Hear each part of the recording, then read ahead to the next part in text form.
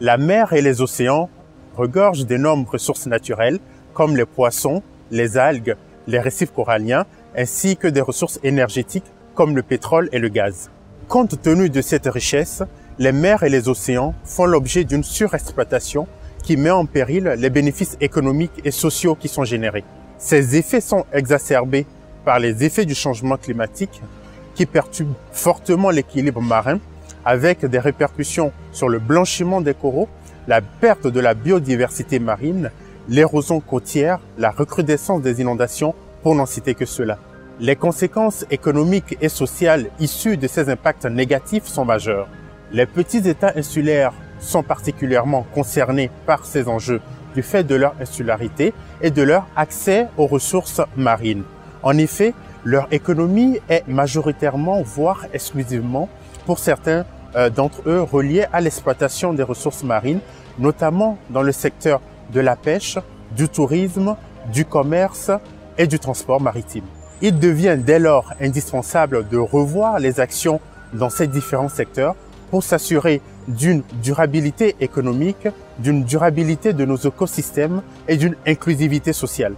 Le concept d'économie bleue permet d'aborder de façon durable et optimale la gestion des ressources naturelles marines dans la perspective de l'atteinte des objectifs de développement durable et de la mise en œuvre de l'accord de Paris sur le climat.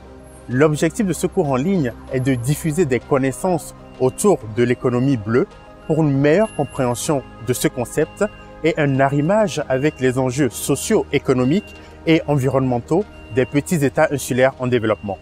La présente formation sera articulée autour de 4 modules.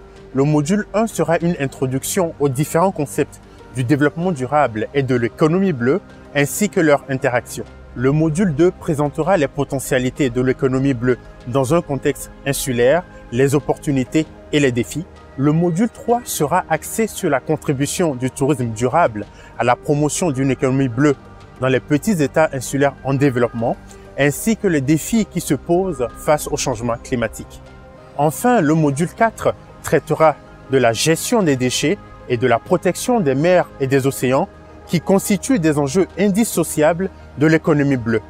Cette formation vous est proposée par l'Institut de la francophonie pour le développement durable, le Bureau de l'Organisation internationale de la francophonie pour les pays de l'océan Indien et l'Université des Seychelles avec le soutien de la Principauté de Monaco.